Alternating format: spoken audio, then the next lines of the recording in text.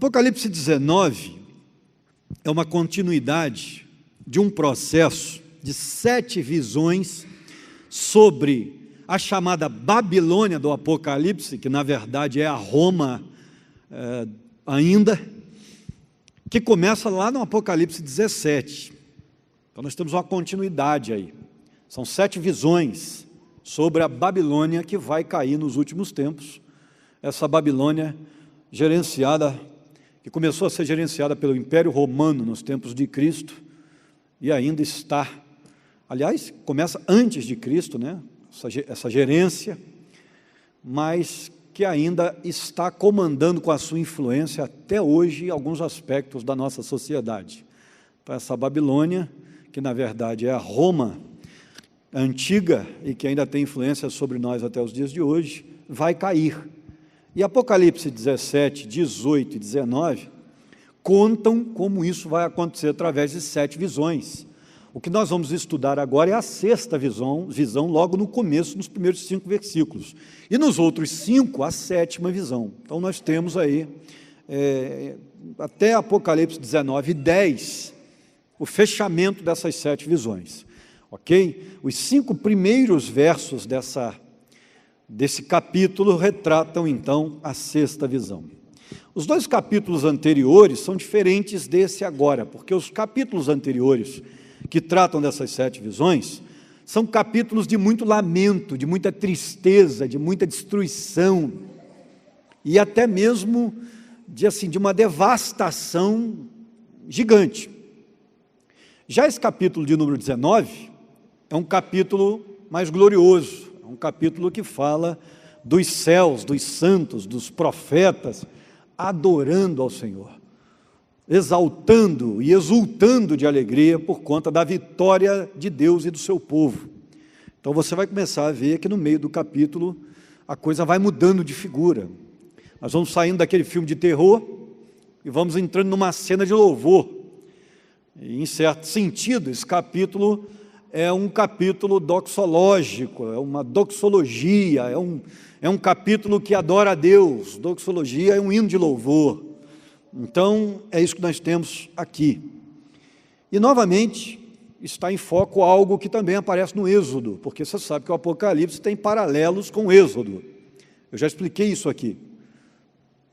É o capítulo que trata, um dos capítulos que trata da vitória de Deus sobre as outras nações. Como o Êxodo trata da vitória de Deus sobre o Egito, nós vamos ver agora um capítulo dentro do Apocalipse que trata da vitória de Deus sobre Roma e seu paganismo. Alguém que possa ler para a gente aí os primeiros 3 versículos.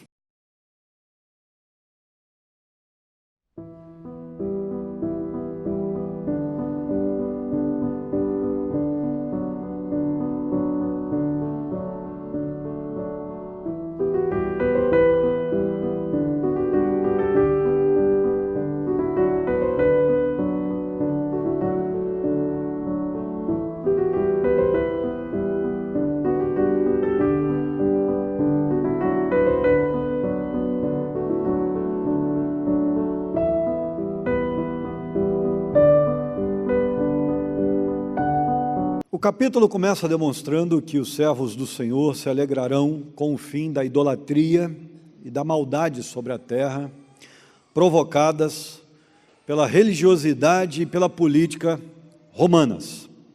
E note que os servos do Senhor aqui já aparecem no céu adorando, o que seria uma espécie de antecipação da glorificação dos santos. O que nós temos aqui é uma coisa interessante, porque é um evento meio que proléptico, ele acontece antes do seu tempo, antes da previsão. Os santos, os profetas, adorando, sendo que ainda não aconteceu a batalha do Armagedon, a igreja ainda não foi tirada da grande tribulação. Isso para alguns até é evidência de que a igreja vai ser retirada antes da grande tribulação. Mas o contexto geral do Apocalipse dificulta muito essa interpretação, porque a todo instante o Apocalipse e outras passagens da Bíblia, como Mateus 24, colocam os santos, a igreja do Senhor, dentro da grande tribulação. Então parece que nós temos aqui uma antecipação de fatos, já que João está tendo visões eternas num céu que é atemporal, que não tem tempo, que não está submisso ao tempo. Então, ele vê algo antes do acontecimento, os santos já adorando pela vitória de Deus sobre a face da terra. É meio confuso, essa questão é meio confusa, porque, querendo ou não, há uma cronologia, no mínimo estranha, dentro dos eventos celestiais. É difícil você determinar os eventos dentro de um período atemporal, de um período em que o tempo não comanda, não tem nenhum tipo de gerência, então fica bem complicado. Então, seguimos aí com aquilo que cremos, não conseguimos entender corretamente, 100%, o que acontece no céu, porque ainda não estamos lá, ainda é muito mistério para nós. Como é que os santos que ainda não chegaram ao céu, já estão no céu, adorando ao Senhor pela sua vitória, antes dela acontecer? Ou seja, é a realidade que nós estamos vendo aqui. Fica muito complicado. Se a Bíblia vai dizer que todos chegarão para o juízo, ao mesmo tempo, né, primeiro, os salvos em Cristo, que já morreram, ressuscitarão, diz Paulo, em 1 Tessalonicenses, e depois os que estiverem vivos, ressuscitarão, serão arrebatados aos céus, e somente depois os não crentes serão julgados, ou seja, chega todo mundo junto. Quem morreu chega primeiro, imediatamente aqueles que estão vivos e são crentes são levados às alturas, não é isso que Paulo diz em 1 Tessalonicenses? E depois os não crentes também ressurgem para o julgamento, ou seja, não tem esse negócio de chegar um primeiro, depois chega o outro quando morre, não, chega todo mundo junto, num período que não tem tempo. Deus acelera o espaço do tempo para cada um, para chegar todo mundo no mesmo tempo. E nós já estamos vendo pessoas no céu adorando, então nós temos no mínimo um mistério aí, porque isso nem aconteceu ainda deles terem chegado lá, mas parece que o tempo vai à frente, mostra já a adoração da vitória do povo de Deus, antes mesmo de na terra isso estar acontecendo. É o que parece estar aqui. Tudo bem? Bem, a palavra aleluia é o que mais me chama a atenção nesse princípio. Ela aparece mais vezes aí no princípio desse capítulo do que aparece quase que em todo o Apocalipse. É uma palavra que só nesse pedacinho aí ela aparece 5 vezes, 4 vezes ela é traduzida literalmente, e mais uma vez ela é traduzida como louvai ao Senhor.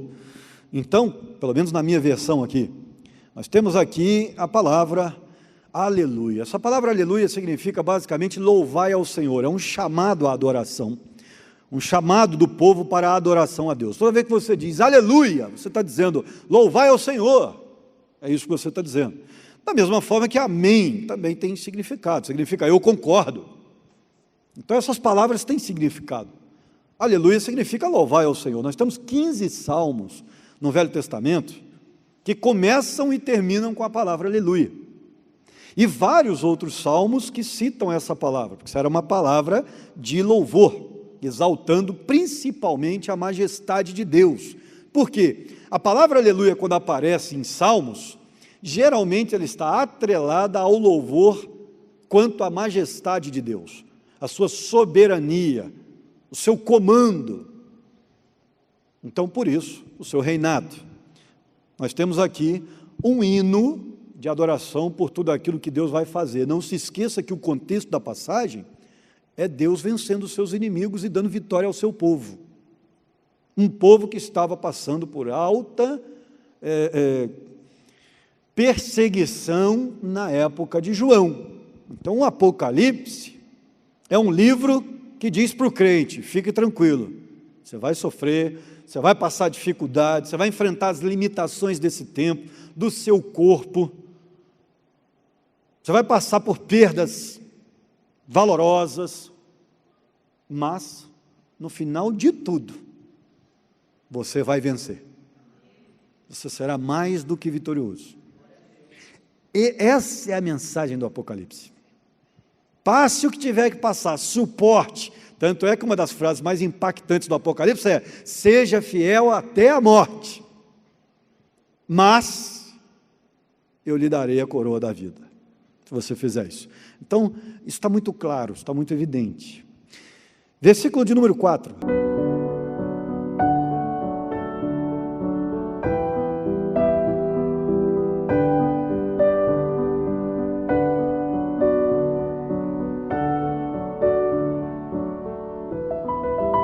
Mais uma vez a palavra aleluia aparece.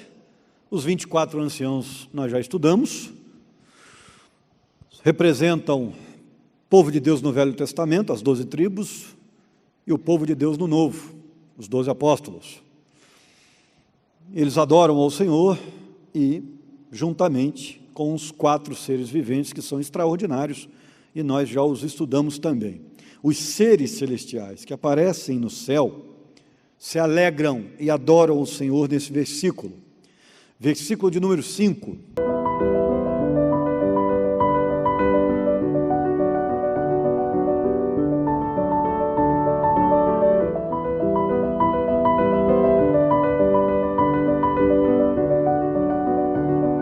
Nós temos agora uma conclamação nesse versículo 5, a uma doxologia universal, uma adoração universal. O chamado é: adorem a todos. Adorem todos a Deus. Essa é a ideia.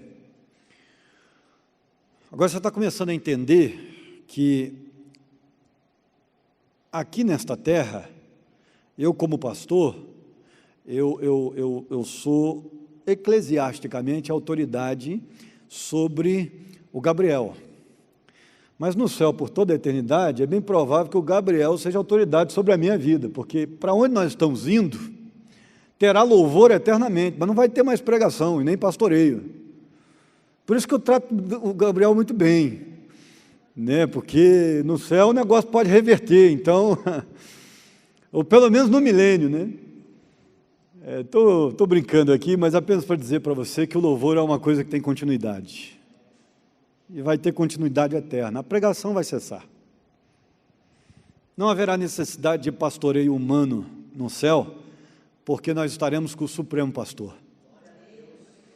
Mas a adoração vai continuar. O louvor nunca vai cessar. E o chamado antes do Senhor vir para retirar a sua igreja é: adorem todos a Deus, porque chegou o tempo dele. Chegou o tempo em que ele vai executar a sua vontade. E ele vai fazer justiça. Então ele merece ser adorado, porque ele é justo, ele é santo. Ele vai dar a cada um que merece.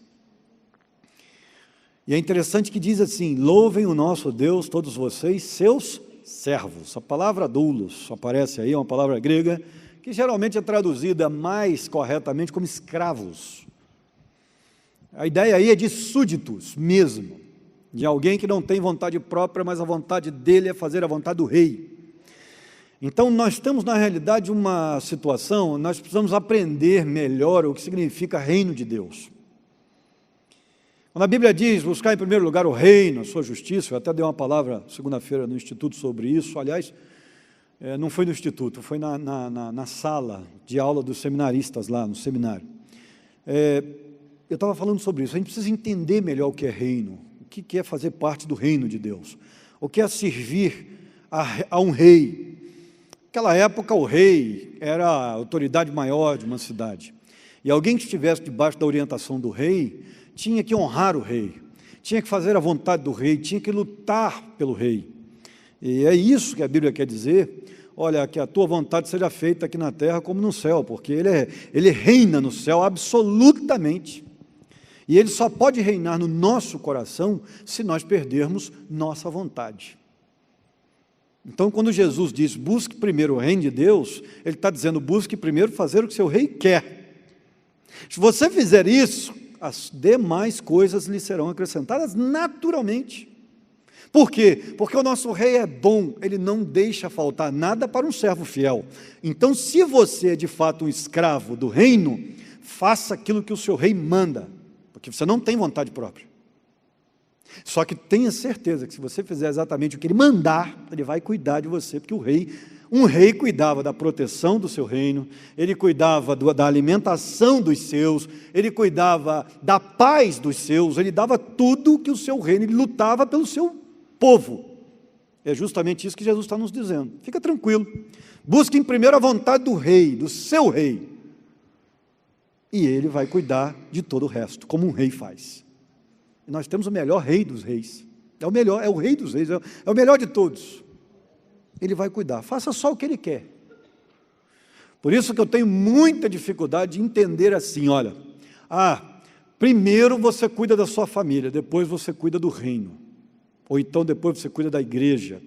Eu tenho um pouquinho de dificuldade de entender isso, primeiro porque isso é frase pronta, isso não tem base completamente bíblica, tá? Isso é frase pronta, isso é coisa de teólogo, isso não é coisa de Bíblia, é de teólogo. O cara chegou a essa conclusão e apregoou como se fosse verdade. Eu acho muito interessante, por exemplo, pastor Paulo, que foi pastor aqui antes de mim. Há relatos de que o pastor Paulo, no meio da reunião, às vezes, recebia um chamado da família, dizia, olha irmãos, eu não posso continuar aqui, eu vou até a minha casa, porque eu preciso cuidar de alguma coisa lá para minha esposa e meus filhos. E ele fazia isso. Então há relatos de líderes da igreja de que isso acontecia. E é engraçado que muitos o criticavam porque ele fazia isso, ele deixava as coisas da igreja para atender a família. E muitos dos que criticavam essa atitude dele, defendiam a ideia de que a família está em primeiro lugar acima da igreja. Você não acha que é meio incoerente? Se eu entendo que a família está em primeiro lugar e o pastor sai para cuidar da família e deixa a reunião, ótimo, pastor, isso mesmo que o senhor tem que fazer, e não criticar o pastor. Mas é isso que acontece quando nós estabelecemos alguns princípios para todas as pessoas, em todos os tempos, que não têm fundamento.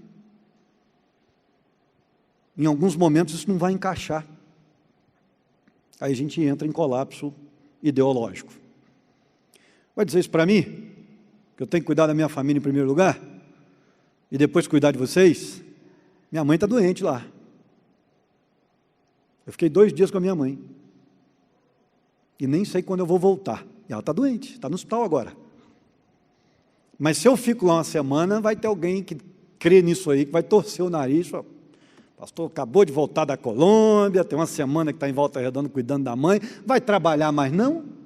Mas não tem que cuidar da família primeiro? Rapaz, isso não casa com vida pastoral. Você não consegue dar mais tempo em casa do que para a igreja, se você é pastor de tempo integral. Isso não casa para nós. A gente sabe que isso é mentira, isso não dá certo na minha vida. Não dá certo na minha vida, isso não é lei para mim. Agora, eu não estou dizendo que se a Bia precisar de mim urgentemente, que eu não vou deixar vocês correr lá.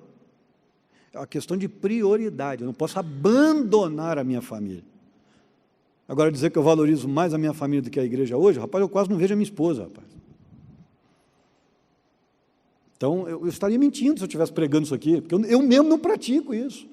A minha esposa convive com o restante. A gente faz as outras coisas nossas se der tempo, se tiver oportunidade. E isso é realidade, estou falando aqui no YouTube, isso aqui é a realidade da maioria dos pastores do país. A gente mesmo não pratica isso. Agora, é claro, volto a repetir, porque tem gente que é complicado. Isso não quer dizer que eu vou abandonar minha família por causa da igreja, não é isso. Isso só quer dizer que se eu tenho um bom casamento, como eu tenho, a minha esposa é apaixonada pelo reino, como é, e ela lida bem com isso, eu também, que a gente vive lá com 3 horas, 2 horas, 1 hora por dia, e vive bem, eu posso me dedicar muito mais à igreja. Foi isso que Paulo disse.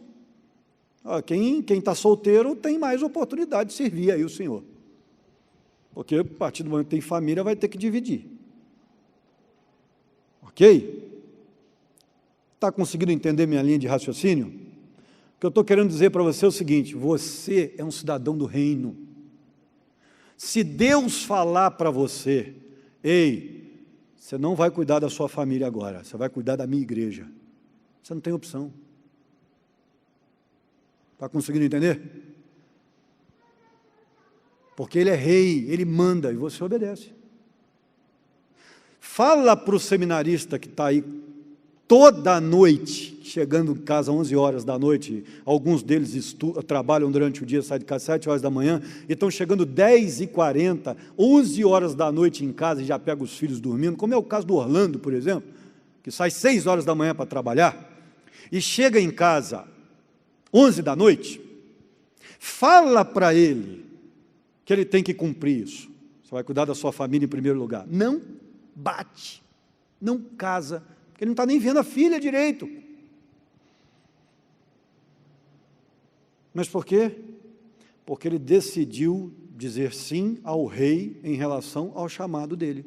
Vai ter que sacrificar a família. Não tem jeito. Resumindo a conversa, porque senão a gente não acaba isso hoje. Você é súdito do rei, você é escravo, você não tem vontade.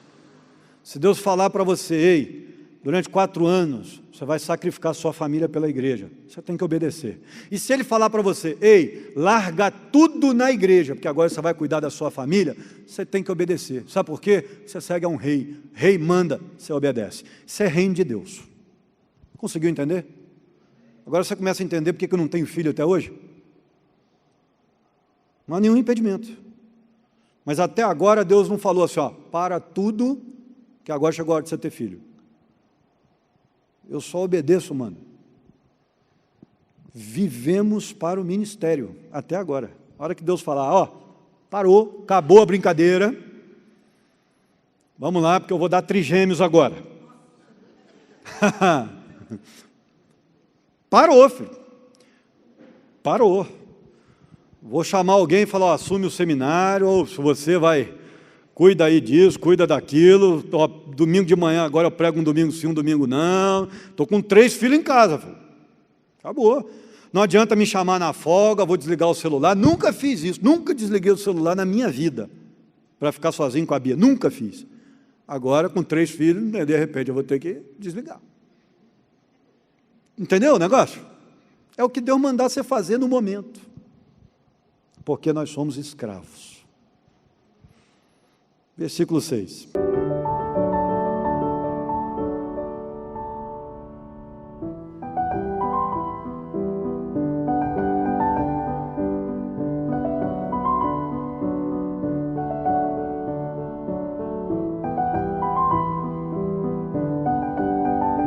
Aleluia, o Senhor reina, ou seja, chegou o tempo do reinado de Deus. Mas peraí, Deus sempre reinou. Sim, Ele sempre reinou.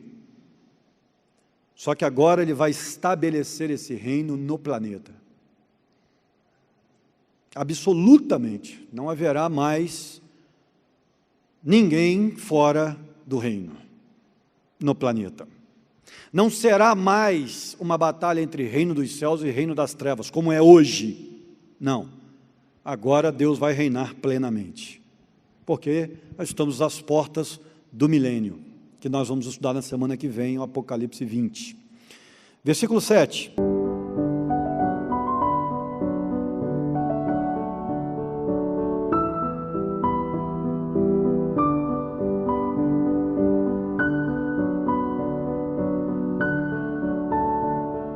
Já a sua esposa se aprontou, uma relação muito interessante aí, porque isso se refere à igreja de Cristo, que está sendo, na verdade já está produzida, como uma noiva já está pronta para a chegada do noivo. O texto está dizendo que a igreja está pronta para receber o noivo. Deixa eu explicar para você o que isso significa naquela cultura dos judeus. Um casamento naquela época não era simplesmente assim, conheci uma menina ali na rua, conversei com ela e a gente vai namorar e eu vou lá pedir a mão do pai. Não, não acontecia assim não. Uma família de respeito, se o rapaz olhasse alguém e gostasse, para começar, ele não olhava o rosto, né? Ele olhava só uma túnica com um turbante. E se ele gostasse, não entendo como gostava, mas né, ele olhava e eu gostava, E aí ele chegava em casa e falava: pai, eu decidi que eu quero me casar e eu já tenho até a pessoa. Isso podia acontecer, tá? Isso não era proibido. Muitas vezes os pais faziam um acordo entre eles. Às vezes os filhos nem sabiam direito. Mas acontecia também do filho pedir. E aí, se o pai fosse legal, né, desse abertura, disse: então tá bom, vamos lá ver quem que é. Aí eles iam à casa do pai da moça conversar. E aí eles acertavam ou não o casamento. Quando eles acertavam o casamento, aquela moça já estava compromissada com aquele rapaz. Aquele rapaz, então, tinha que voltar para a casa do pai e preparar lugar para a esposa. Muitas vezes ele fazia um puxadinho no mesmo quintal, com saída diferente, né, um puxadinho para trazer a sua esposa. E muitas vezes ele ia trabalhar para conseguir o dote para pagar, porque tinha que pagar para tirar a moça de casa. Da cultura judaica, o negócio de ter menina era meio prejudicial. Então, eles tinham um sentimento assim: cara, eu cuidei dessa menina até agora, mas não vai ser de graça não, só me deu prejuízo. Porque ela não pode trabalhar braçalmente, ela não vai para o exército, ela não protege a gente. Era como se fosse peso morto para muitos pais. Isso é verdade, tá, gente? Pelo que eu tenho estudado da cultura dos judeus, a cultura antiga, isso era uma realidade. Então, para não sair no prejuízo, tinha o dote. O investimento que o pai fez, ou tinha feito até aquele momento. A família do noivo tinha que pagar, e o noivo muitas vezes se encarregava de trabalhar para conseguir esse dinheiro. Quando ele pagava o dote, estava compromissado, beleza. Aí acabava de fechar o casamento, muitas vezes era até na segunda, terceira conversa, já fechava isso, já pagava, estava tudo certo. E aí ele ia embora para a casa do pai, e ele, meio que sem avisar, vinha buscar a noiva tinha que ficar na expectativa do dia. E ele então tinha um amigo, que chamava um amigo dele, mais parceiro, e falava: ó, casamento é dia tal, vou buscar minha noiva, você sai gritando na rua, o noivo está vindo. E o cara, o amigo do noivo, ia na frente preparando o caminho, com a festa, a família ia dançando pela rua e tal. E aí o amigo do noivo ia na frente gritando: está vindo o noivo está vindo, o noivo está vindo. Geralmente a menina já ficava com a roupa dela meio que pronta, assim, num lugar estratégico, para ela colocar rapidamente, porque o noivo podia chegar a qualquer momento. E aí, então, ele chegava lá, pegava a noiva e levava para casa. 7 dias de festa, mais ou menos. O negócio era caro, agora você está entendendo porque tinha que ir trabalhar para resolver o problema. Porque o cara tinha que voltar e dar conta dos gastos, né? 7 dias de festa, e tal, aquele negócio todo. E aí, depois, num dado momento da festa, aí a discussão, né, da cultura em cada época dos judeus e tal, se era no começo da festa, no meio, no final, tem discussão sobre isso. Ele entrava com a noiva na tenda, no quarto deles, e oficializava o casamento através do ato íntimo, do ato sexual. Bem, o que nós estamos vendo aqui é uma linguagem de casamento. As bodas do Cordeiro é a festa de casamento. Então, quando você ouve dizendo aqui: regozijemo-nos, vamos alegrar-nos e dar-lhes glória, pois chegou a hora do casamento do Cordeiro. Isso significa o quê? O noivo está vindo. O noivo está vindo e a noiva sabe, já está pronta. Por que a noiva sabe? Porque a grande tribulação está acabando. Está na hora do noivo chegar. O que ele prometeu, ele vai cumprir. A gente não tem como saber o dia certo, e o dia ninguém sabe. Mas os tempos, as épocas e os acontecimentos servem de norte, servem de parâmetro, para a gente saber mais ou menos quando é que Jesus volta. Só não dá para saber o dia, a hora, isso não dá. Por isso que a gente tem que estar preparado. E aí, o que nós vamos ver agora é uma linguagem, em termos de casamento, de um noivo que está voltando, está vindo da casa do seu pai. Lembra que ele disse: eu vou para o meu pai, vou preparar para vocês lugar. Isso é uma linguagem de casamento. Ó, estou voltando para a casa do meu pai para preparar o nosso lar. Eu venho para buscar você, minha noiva. Esse é o sentimento. Só que antes de chegar na casa do pai, tem uma festinha de casamento. Entre os judeus não eram 7 dias? Pois é, entre Jesus e a igreja será de 1000 anos. 1000 anos sobre a face desta terra, reinando sobre os sobreviventes da batalha do Armagedon e os judeus que ficarão na grande tribulação. protegidos. É isso que acontece. Só que antes da festa ser inaugurada, Jesus destrói os ímpios. É o que nós vamos ver nesse capítulo aqui, uma destruição, para que ele possa chegar a estabelecer a sua vida com a sua noiva. A sua festa de casamento, as bodas do Cordeiro, que era a festa do casamento. Boda é a festa. Tudo bem até aí? Legal? Então vamos lá. Versículo de número 8.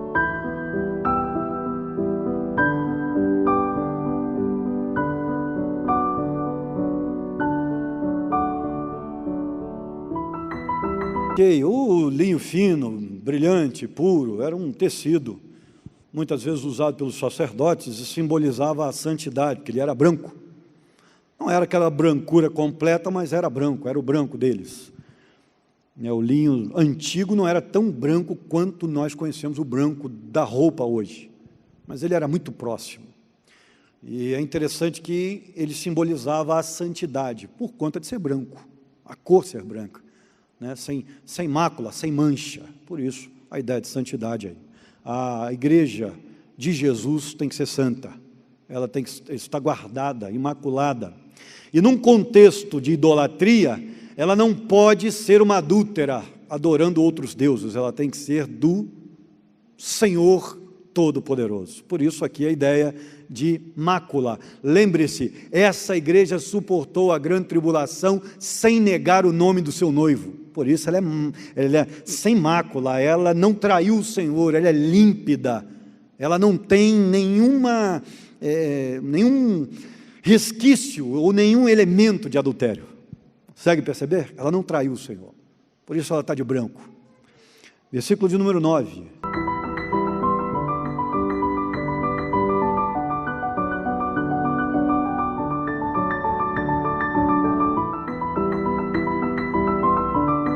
Bem-aventurados os que são chamados para a festa do casamento.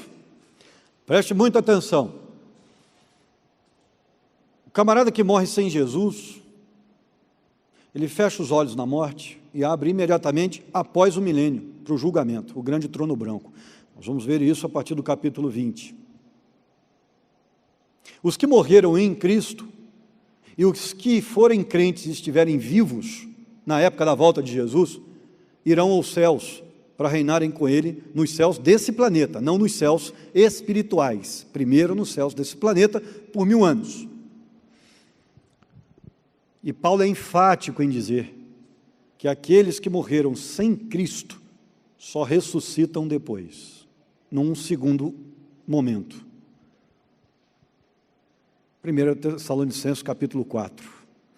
Então, ele só, a partir do versículo 13, se eu não me engano, se a memória ainda está boa, só num segundo estágio, depois do milênio. Por isso que felizes são aqueles que depois da sua morte, imediatamente abrirem os olhos e estiverem no milênio. Porque se você abrir os olhos depois da sua morte, que vai ser imediatamente, fechou, já abriu, e não encontrar o milênio, querido, você está na onça. O negócio está feio para o seu lado.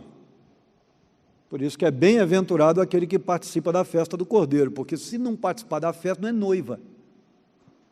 É inimigo de Deus, está no inferno. Por isso que é bem-aventurado. Versículo 9. Aliás, 10.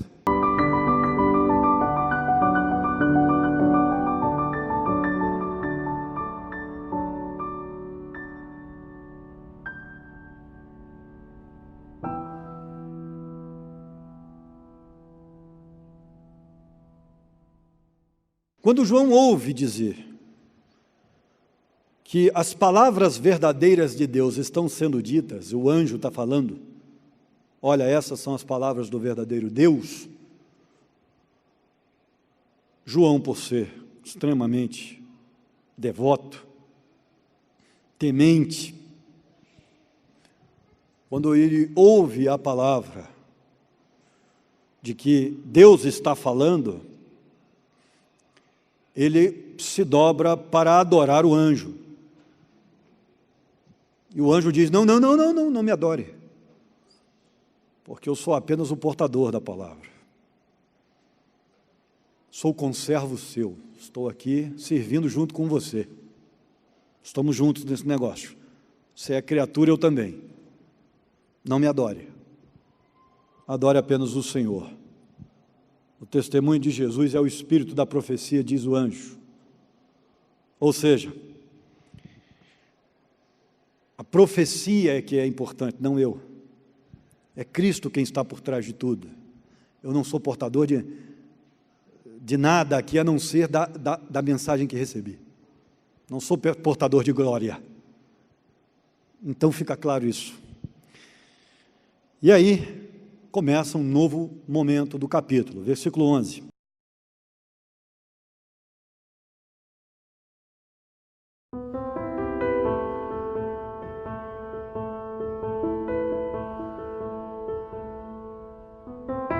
Nesse momento os céus se abrem e um cavalo branco é visto, porque os reis montavam cavalos. E o cavaleiro se chama fiel e verdadeiro, porque ele não é de mentira como os ídolos, ele é o Deus verdadeiro. Ele julga e guerreia com justiça. E aí então João começa a descrever o que viu. Olha o versículo 12.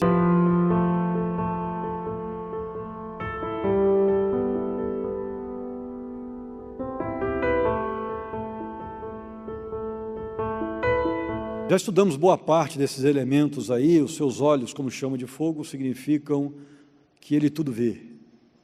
Ele vê todas as coisas. E a sua cabeça, com muitas coroas ou diademas, demonstra o seu grande poder. O seu poder sobre todos.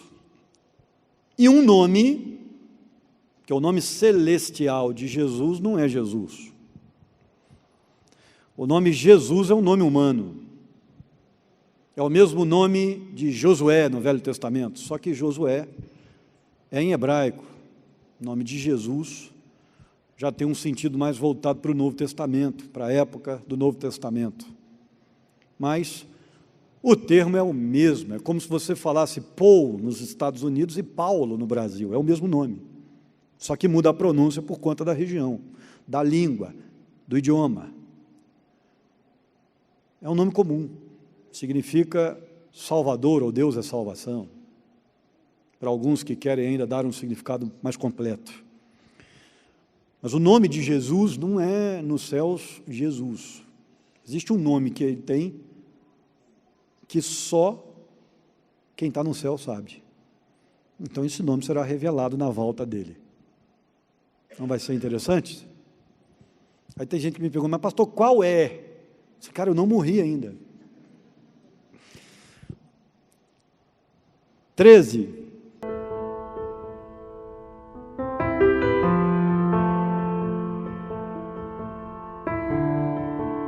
Está vestido com o manto tingido de sangue. Isso é uma referência clara à sua crucificação, uma lembrança do que ele fez por nós. Quando Jesus voltar do céu para nos buscar, ele virá com a roupa branca suja de sangue, mostrando a obra dele, o que ele fez por nós. É o mesmo que morreu por nós, que volta. É o que mostra aí. E o seu nome é Logos, Palavra de Deus. É esse termo que aparece lá em João, capítulo 1, versículos 1 a 3. Ele é o verbo, é a palavra de Deus, é a palavra que sai da boca de Deus. Versículo de número 14.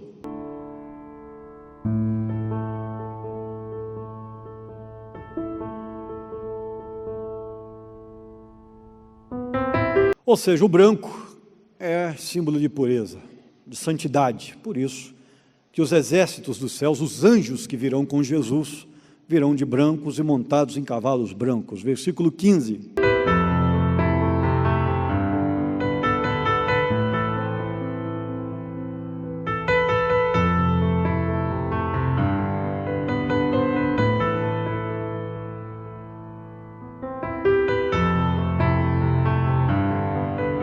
Ok, ele vem primeiro para julgar, né? Antes de levar os seus aos céus, ele vai acabar com a impureza do planeta, ele vai acabar com o pecado no planeta, ele vai destruir a idolatria do planeta, toda a maldade, ele vai destruir.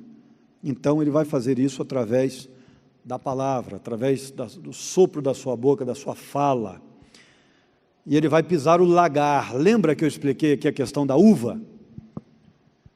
Era o lagar, né? Jogava a uva lá e rodava a pedra no lagar para esmagar a uva e dar o suco. É uma ideia simbólica aqui para o sangue que será derramado na guerra que vem por aí e que nós vamos estudar. Ele governará com cetro de ferro. Por que não é de ouro? Porque o ferro denota a temporalidade, é por tempo determinado. No planeta é por tempo determinado, 1000 anos. E depois ele estabelecerá o seu reino eterno no céu. Aí é cetro de ouro. Tudo bem? Versículo 16.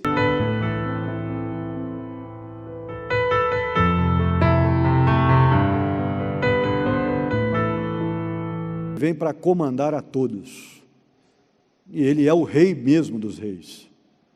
É aquele rei que volta depois de uma longa viagem da parábola. Ele sempre foi rei, ele nunca deixou de ser. Só que na ausência dele, cada um começou a fazer o que queria, e cada um começou a praticar injustiças, maldade. Só que o dono da vinha um dia volta. E nós temos aí o filho dele voltando, nós temos o dono da vinha chegando, ou o senhor daqueles súditos retornando para tomar conta, para pedir conta daquilo que a humanidade fez com seus talentos, com aquelas condições que tinha para fazer. Então as parábolas estão sempre tentando explicar esse evento, aliás, estão sempre explicando esse evento, né? Porque Jesus não tentava nada, ele simplesmente fazia, ok? Versículos 17 e 18.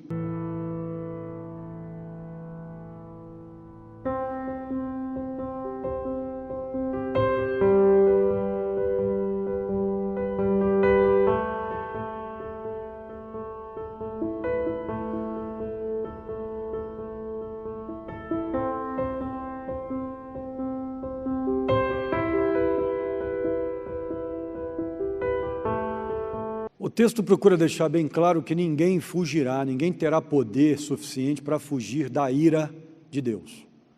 Nós estamos no finalzinho da grande tribulação, Jesus volta, destrói aquele sistema e inaugura o seu reino. É o que nós estamos vendo aqui agora, ele está voltando para destruir o ímpio e inaugurar seu reino.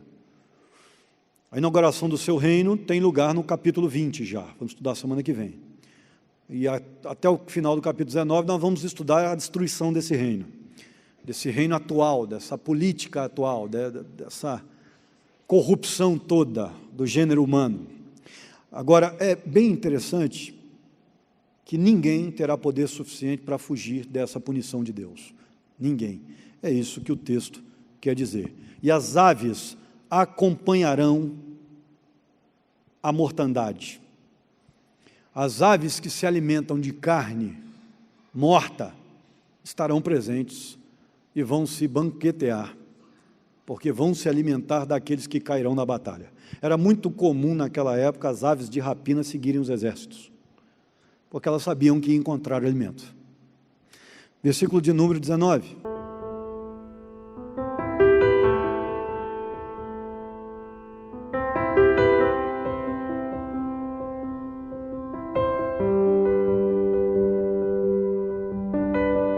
O 20 também, por favor.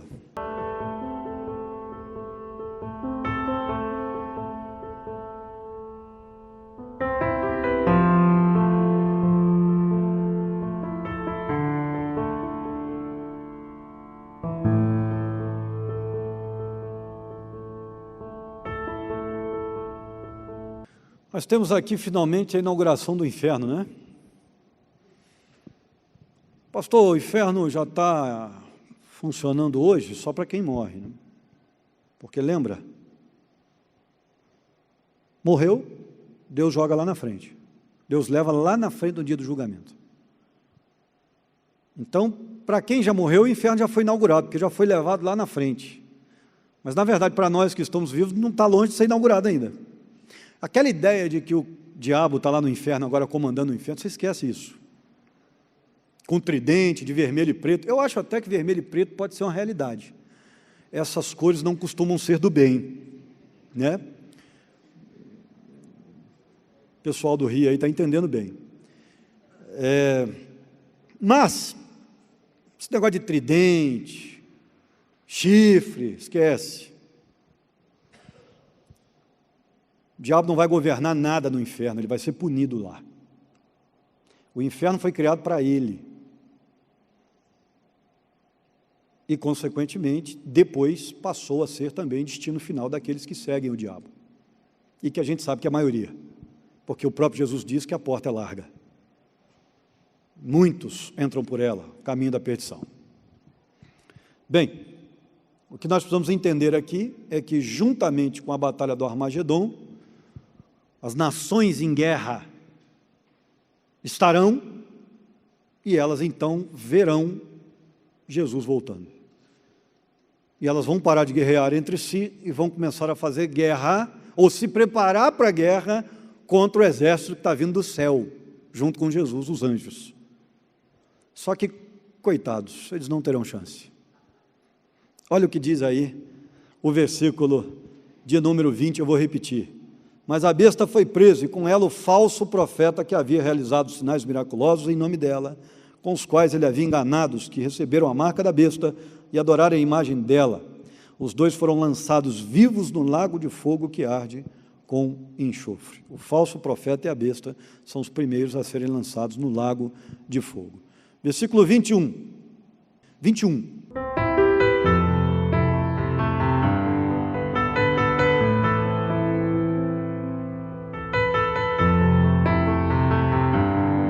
E os demais foram mortos com a espada. Essa espada simboliza a palavra de Deus, a espada que saía da boca do Filho de Deus, Jesus, que já aparece no Apocalipse anteriormente, e o próprio Apocalipse a explica, que a espada é a palavra dele. Então, com a palavra dele, ele vai destruir esses exércitos imediatamente. O Apocalipse 20, versículo 1, já vem um anjo trazendo a chave do abismo, prende Satanás e o diabo é preso mesmo por 1000 anos para que Jesus reine e possa estabelecer o seu reino sobre a face da terra. Dessa forma terminamos Apocalipse capítulo 19, não falte o capítulo 20 na semana que vem. Amém?